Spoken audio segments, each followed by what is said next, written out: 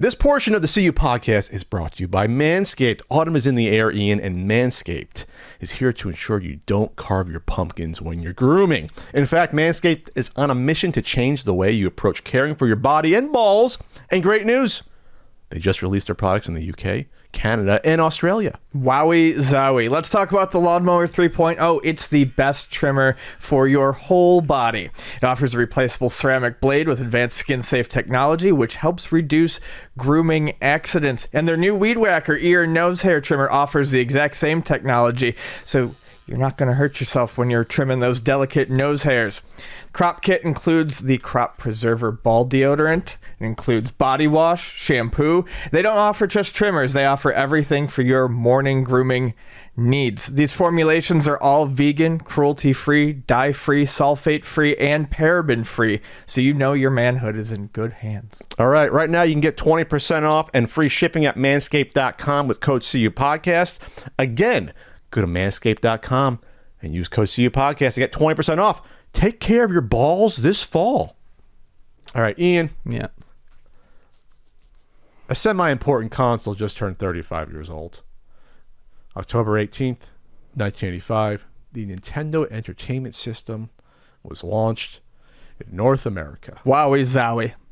More importantly, it was launched in northern New Jersey and New York City. More specifically, that's where it launched, not really North America. It launched in not even the greater tri-state area, part of the tri-state area it launched. The team, led by Howard Phillips, were staying in northern Jersey. They would get up every day. They'd go out to malls. They'd go out to FAO Schwartz. They would set up themselves the stupid game console with a stupid robot and a zapper gun and sell it to people walking by. Hey, look at they'd basically have the mall carts in the middle of the malls. Hey, try out this game. Here's a controller. This is obviously the time where video game consoles were dead in North America. They were seen as a joke. They were being clearanced out. $40 Atari games were now being sold for like $5. No one wanted them. It was labeled a fad. It was done. Computers were here. Computers is really what you need for your house, not these fucking little toys that are garbage games. And they were garbage games for the most part on consoles at that point. Once you got to the video game crash, there was no quality control. Everyone was trying to cash in, putting out any game they could fucking program in 2 weeks. Program games and just those are games that programmed in 2 weeks. Those actually released and got out there, and they were terrible. So obviously, Nintendo, the little console that could. Nintendo of Japan was like, okay, let's just try this. We have no faith in the market over there. Let's just see if this works. And obviously, it slowly worked. And obviously, it helped turn around the industry in North America. And Nintendo's a little company today that still exists and still making money overall. Obviously, they still would have done well in Japan, but they're a juggernaut, obviously. So obviously, we cannot say anything about the NES we haven't said before. It'd be tough not to. But I figure that on the 35th anniversary, it harkens you back to 10 years ago on the 25th anniversary and what has changed in 10 years. On the 25th anniversary of the NES, there wasn't a huge amount of fanfare, believe it or not, at the time. One of the reasons I thought about doing the NES Marathon was just because of that. I was seeing, I see nothing really going on about looking back at Nintendo's history and past, and it was kind of weird to me to see that. It was very important, obviously, one of the most important game consoles of all time. 10 years later, we have a lot better appreciation for retro gaming in the history. A lot's changed in 10 years. I mean, a lot. Not just how we look and our hairstyles. And, we basically went opposite on hairstyles in 10 years, short for long. It's true. But that's what I thought of immediately. So on the 25th anniversary, there was almost nothing out there in terms of articles or coverage from gaming websites. And there was a lot more gaming websites 10 years ago. Holy shit, how many have gone out of business in 10 years? Tons are gone. To cover. And now you see great things now about, harkening back, Video Game History Foundation, Art of Nintendo Power, talking about, well, here's the invitation to the original launch party, and, things like that. Here's the original magazine article they ran promoting it. And it's like, okay, we're really starting to understand the impact and how this came out to the public 35 years ago. And that's what's fascinating to me. To be able to be on the ground then and see it develop, seeing it in the stores originally, that would have been fascinating for me to have seen that and seeing the reaction from consumers that just 2-3 years ago, not even had gotten so burned on shitty games.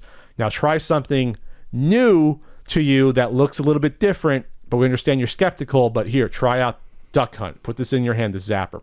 Play the Super Mario Brothers game, and just try to re-teach people about what video games were. And today has just gotten so incredibly burned in the marketplace. Right. And that's something that I'd like to see more of a celebration of. Again, it was a ragtag team that did it. I mean, it literally was. And they got out there, they worked hard, and they sold it person to person, and then slowly built it up, and then launched it, what was it, in LA in early 86, and then it was slowly trickled out from there. The Nintendo itself is in a different place too when you compare it, to the 25 years ago, or 10 years ago when the 25th anniversary was, and the 35th now. I mean, since that time, 10 years ago, you check in on them, they're coming off the wave of popularity and success that the Wii gave them. But I think Nintendo is starting to feel like a different company to some people too, with the Wii and its extreme focus on casual players and getting as many people in on it as you could. The failure of the Wii U had not yet happened. The 3DS hadn't even been released yet. So it's crazy to think about what has occurred. So much in 10 years. In 10 years. Or did the 3DS come out, and it had just been out? I was trying to find the 3DS 3DS release date. Trying to find the 3DS release date. It may have just come out. It was 2011. Okay, so yeah, it was right before those two things. 2 years before the Wii U, a year before the 3DS, and then 7 years before the Switch. And then 35th anniversary of the NES. Now we look at now, and Nintendo is, doing just about as well as they've ever done with the Switch. It's not quite the sales levels of the Wii U, but of the Wii, not the Wii U. It's not quite the sales levels of the Wii, but I think that Nintendo as a company is probably on the. I think their image is probably doing a bit better. There were a lot of people who didn't like the Wii. I mean, despite how successful the Wii was, lots and lots of people shit on the Wii. Called it a fad, said that motion controls weren't going to go anywhere. And sure enough, motion controls really didn't go anywhere after that. They became that was a fad. Motion controls are definitely a fad. I mean, it still persisted in their next two consoles, and in the Switch there is motion controls, but it's not what they're leaning on. They're not leaning on it. There are instances where motion control kind of makes sense. Gyroscopic control in a first-person shooter is a hugely awesome thing for people like me who can't fucking aim with their right hand. But yeah, motion control in general is not, it's not the wave of the future. We're not going to start seeing that on every system again. Yeah, but even if they never sell 100 million Switches, which hell, I mean, God, we're 3.5 years in, so who the hell knows? Maybe they'll sell 20 more and get close. But the software sales have been, I mean, God, like every game that comes out that's a big hit sells 10, 20 million units. Right. It's nuts. So I mean, the attach rate has to be a hell of a lot better than the Wii was. Sure, absolutely. Has to be. So many people bought we've talked about it. It's been talked about everywhere. So many people bought the Wii and just it was like the Game Boy. A lot of people bought the Game Boy and kind of left it with Tetris. Yeah. A lot of people bought the Wii and left it with Wii Sports. Nintendo is very good at nailing the pack-in games. And I think for, a lot of that older person market that people talk about Nintendo getting with the Wii, Wii Sports was kind of all they needed, all they wanted. So this is telling me on this website that there was a 9 attach rate to the Wii, but does that include like virtual console games, or is that actual buying games? I would argue it's probably a combination of both. That seems like I don't think that the average would have been 9 bought games on the Wii. That seems high to me versus how many they actually sold. I don't know. Shovelware was abundant and cheap. I could see that. Let me see the article while you go on. But all right, go back to the NES though. Well, obviously the NES, we would talk about how it helped revolutionize the consoles. You have a proper D-pad on a controller. Yep. And 2 face buttons, saying, okay, we're done with this one button bullshit. We're done with dumb experimentation, like with the Vectrex controller. It's weird. That's a janky controller. Or the Intellivision was a disastrous controller. The 5200 was a disastrous controller. The ColecoVision controller isn't the best. This is going to be your controller basically going forward. Something's going to look like an NES controller going forward until the end of time. That's what we decided. That's what works, and that's what we like. And that was hugely important to establish that. It also established, though, a greater partnership, or at least firmed it up here between the third parties and your first party, saying, we're not going to allow this shit just come out on our console anymore. You have to go through us at least a little bit and get our okay. And obviously there was little lawsuits here and there when it came to certain things, and Nintendo did push too far when it came to some of this. Yes, there's a happy medium between letting all the crap on it that Atari had on their system and being as hard-nosed about it as Nintendo. But there did need, I mean, they addressed the fact that there did need to be, some sort of quality control. They overcorrected, but they had to. Right. And yes, crap did get out on the NES, but at least the crap that came out, wasn't broken shit. Like that's the difference, for the most part. You can there's nothing really on the NES that I can think of that is a truly broken game just in terms of you can't play it. Yeah, that's licensed. You can play it, it might not be good, but yeah, we're not talking Color Dreams games or Action 52. Obviously, those are unlicensed, and Nintendo would never have licensed those anyway because the quality wasn't up to snuff.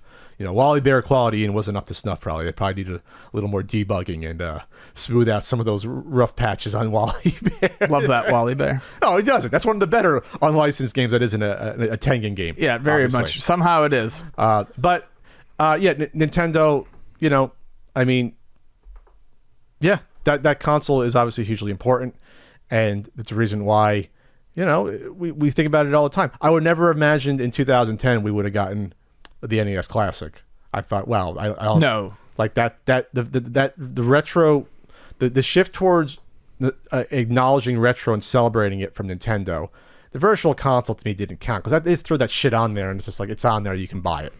They didn't focus on it. It's like it's on there. You can buy it. I was still shocked to see TurboGrafx 16 games offered. That still blew my mind back then. I was like, holy shit, this is so weird for me to see this in Sega games on a Nintendo console. But the actual celebration of their own retro stuff, the shift that had happened, like we'll say 5 years later, and more gearing towards that to me was like, okay, we've arrived now. We've arrived. We're not just weirdos talking about 30-year-old consoles.